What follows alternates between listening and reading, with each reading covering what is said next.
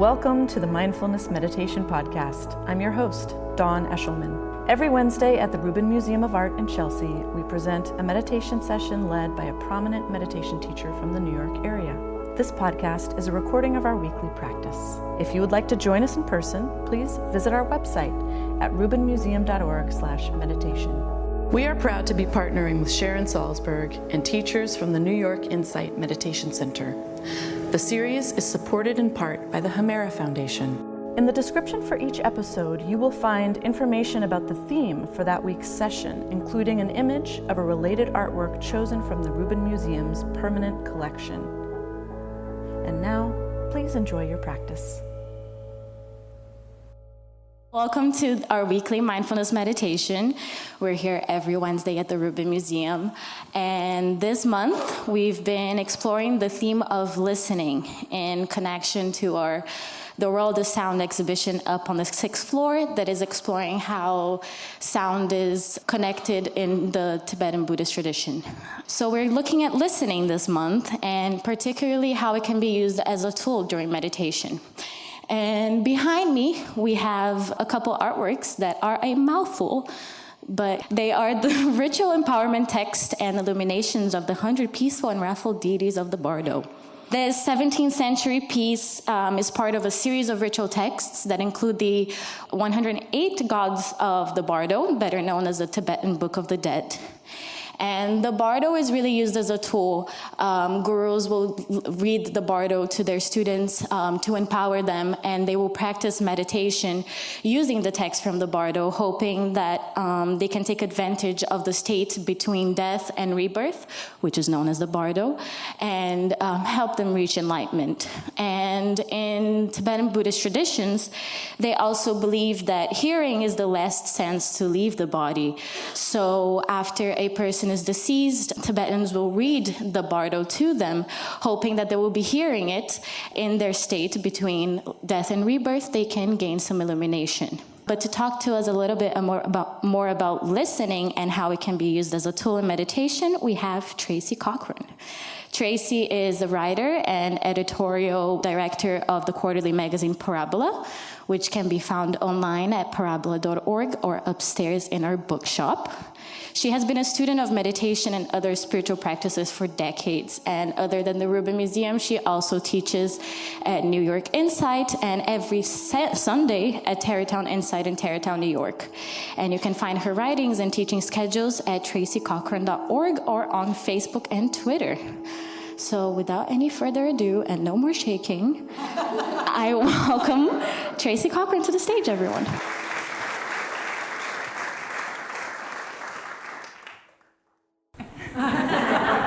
Well, like Camilla, it's wonderful to come here and see so many friends, so many familiar faces.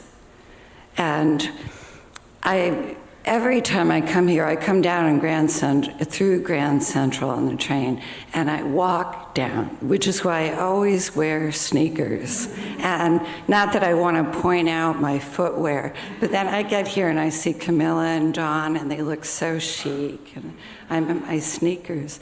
But it's important to me because then my trip becomes a kind of pilgrimage. I once heard that there are 3 ways to travel. You can be an explorer. Very few people get to do that anymore. Even the Buddha was a pilgrim, in a way.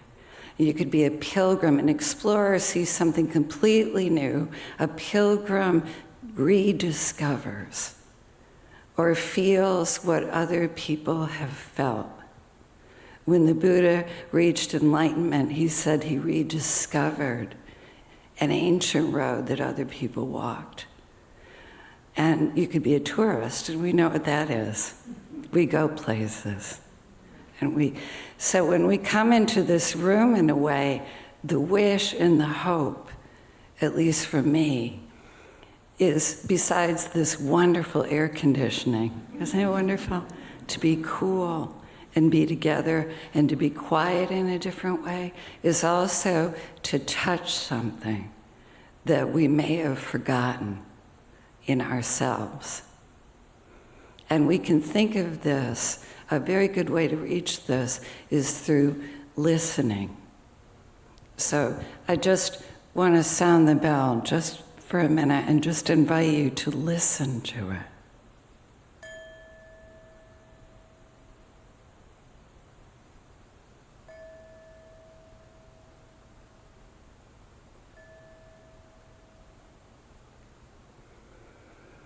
So what happens is that the attention turns back towards ourselves when we listen.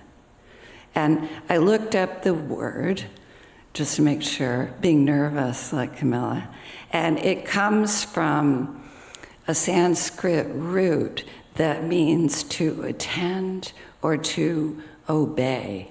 Isn't that interesting? It doesn't mean obey a command from outside. It means to be with what is, to open and receive what is right now. So I was observing myself while I walked down Fifth Avenue and all the other streets it took to get here, and I can't help but think of that great New Yorker, sometime New Yorker, Superman, also Batman, Spider-Man, you name it.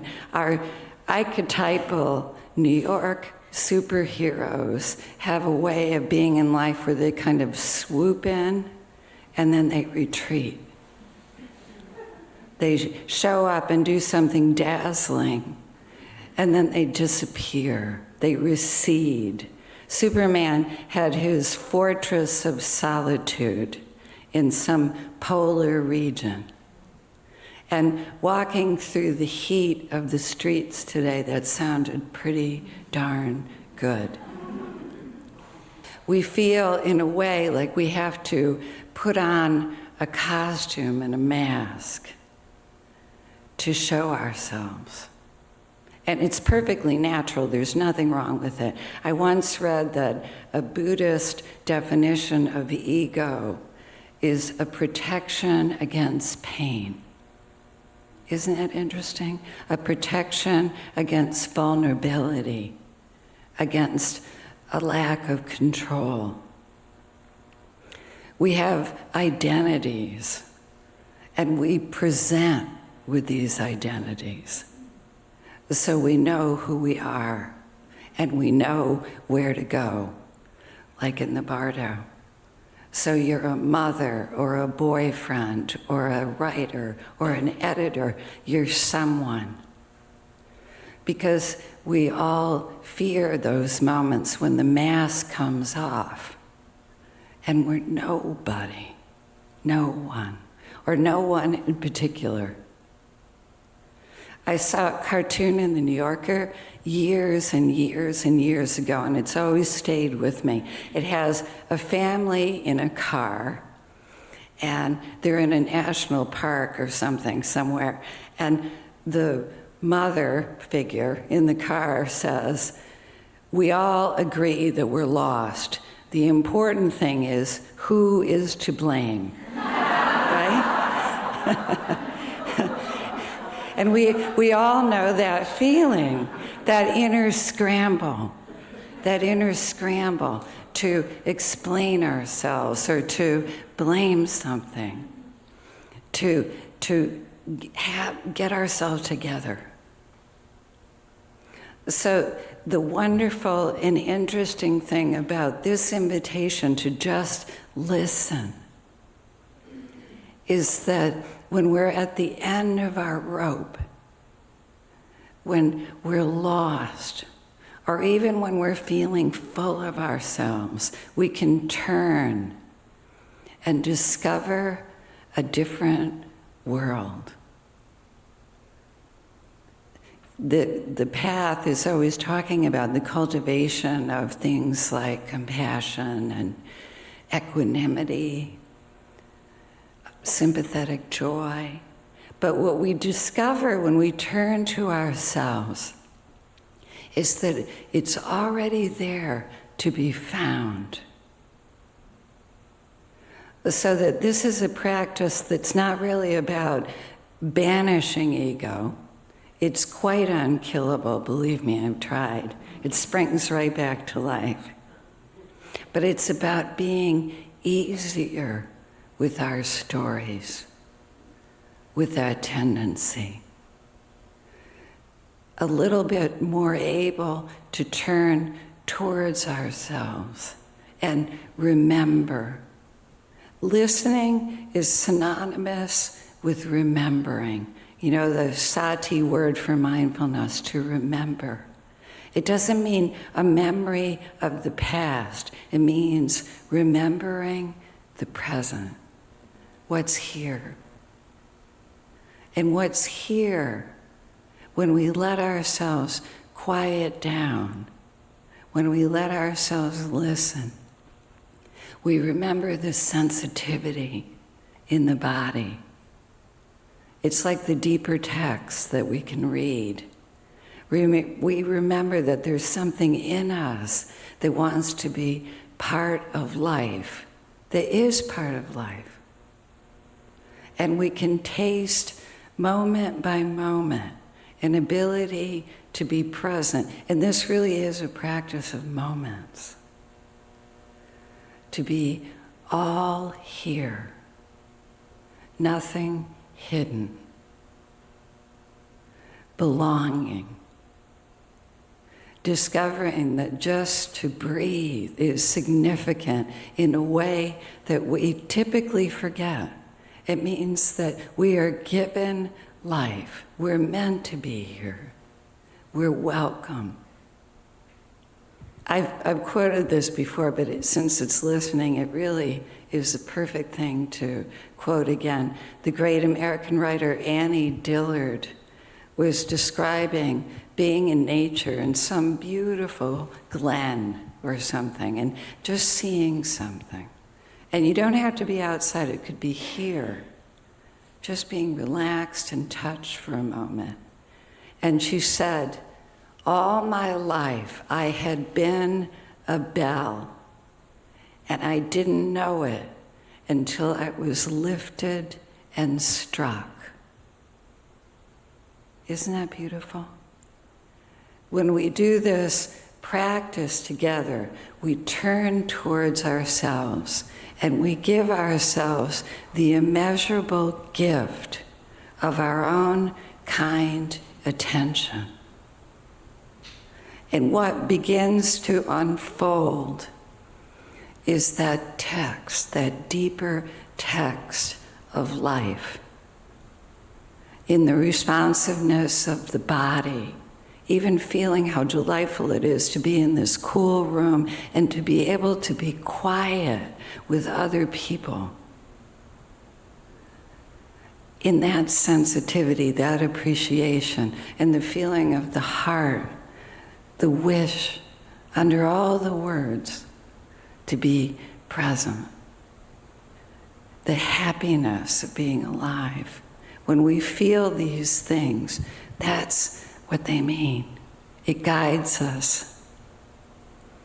Listening is a superpower. When we turn and give our attention to ourselves, because that's a secret. You can't really listen without listening to yourself too. Do you find that? You do it right now. It can be like, I wish you would get on with it. Or, I wish this was over and we could just sit already. Whatever it is, you're seeing it. And you're embracing it. And you begin to uncover a deeper, deeper truth, which is what they call the meaning of life. It isn't necessarily something that people are going to give you in a formula, or even a feeling. It's that willingness to be open to this moment and the next moment. And the willingness when we forget to come back and to listen again. So I'll let you try it now. Instead of just talking about it, you take a very comfortable seat. It's put feet flat on the floor, and it's quite interesting to treat the body with enormous care right from the start, recognizing that it's a gift, that it's made out of phosphorus and calcium and iron and all these things that literally come from stars. So honor it. It's alive. And you let your eyes close. If you're comfortable, some people have eyes open and averted. I close my eyes. The better to be still. And we bring our attention home to the sensation of being in this body, in this moment.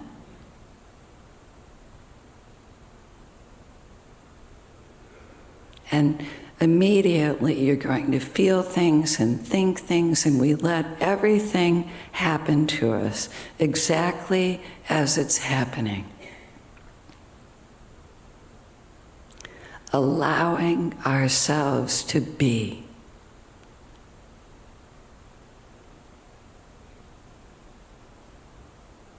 Finding ourselves completely acceptable right now.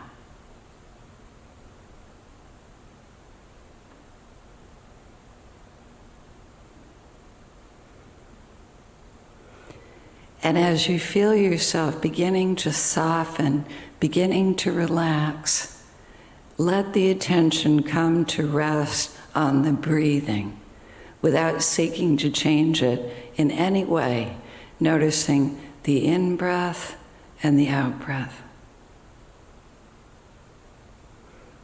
You might choose to notice the rise and fall of the chest or the passage of air in the nostrils. Choose one point of focus for this sitting.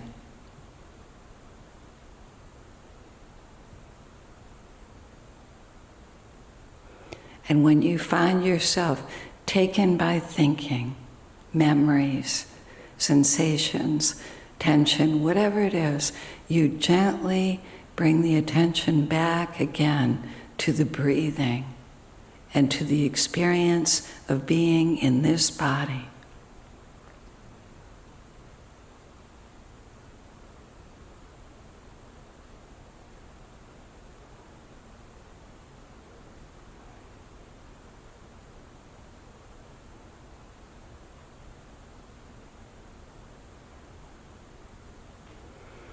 And we begin to remember that this awareness is a light inside the body and mind,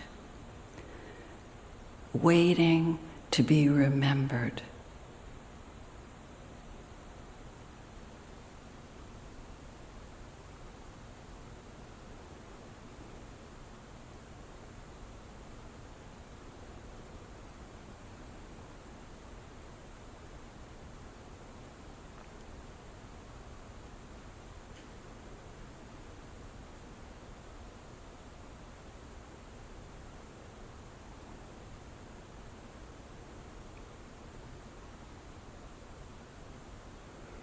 Noticing as we begin to relax that the body and heart and mind respond, open like a flower.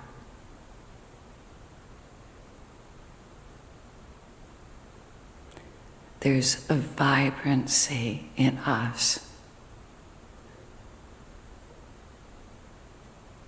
and a wish to be present, to be here, to receive, and to give.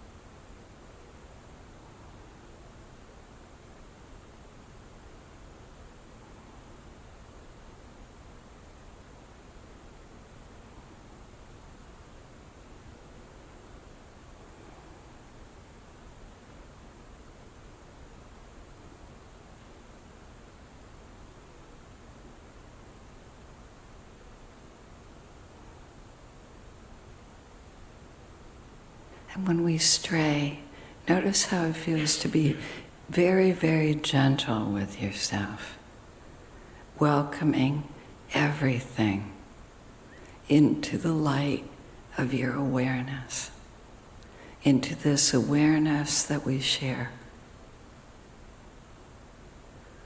Letting no feeling, no thought be exiled.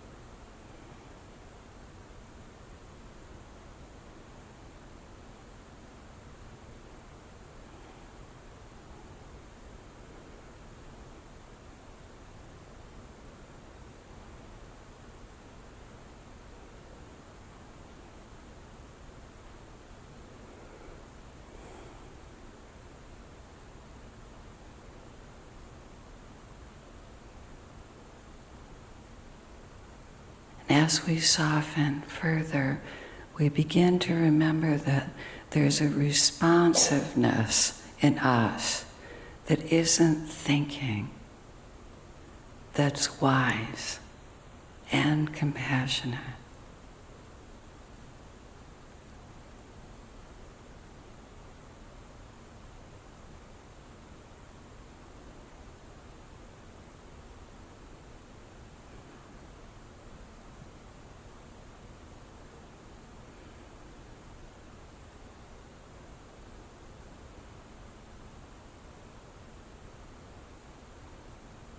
It's the simple willingness to come home, back to the breath, back to the body, back to a stillness that isn't silence, but a letting go, a non-resistance to what is.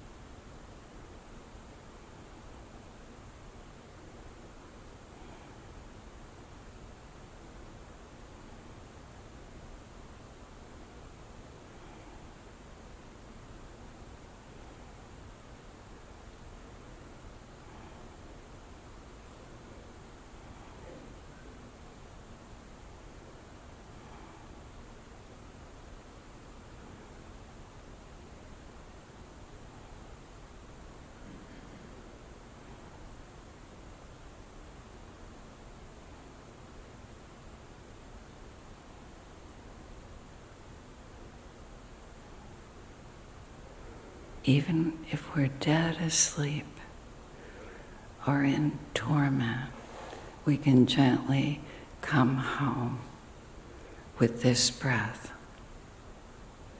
and begin again to remember the present, to remember the moment,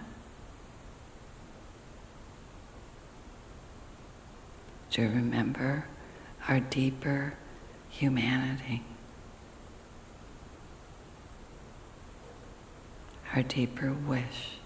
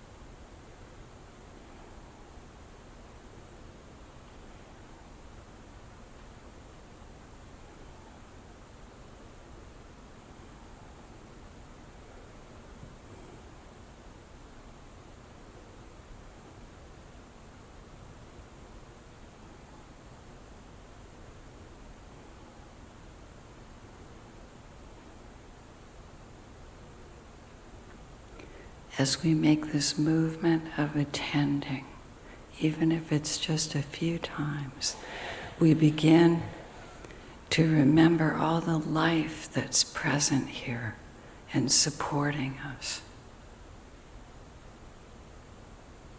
It's like finding water in the desert.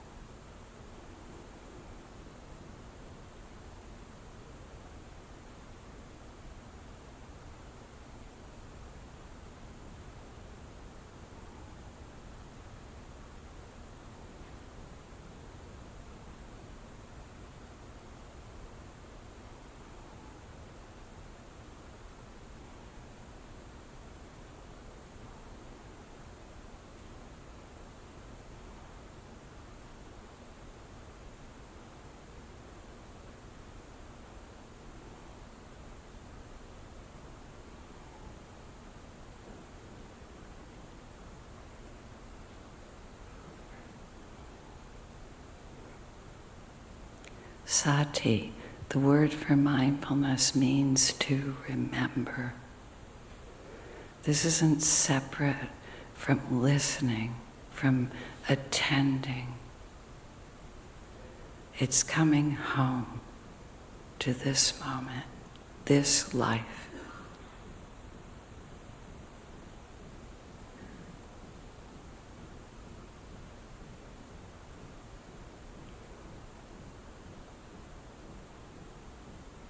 Opening to receive. Exactly as we are.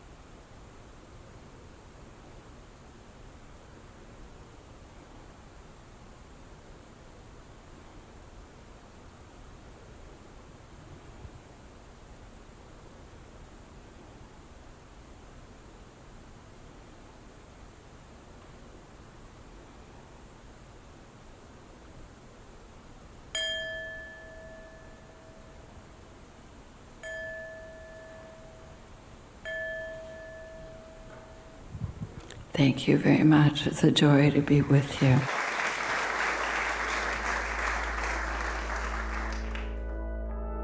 That concludes this week's practice. If you'd like to attend in person, please check out our website, rubinmuseum.org/meditation, to learn more. Sessions are free to Rubin Museum members, just one of the many benefits of membership. Thank you for listening. Have a mindful day.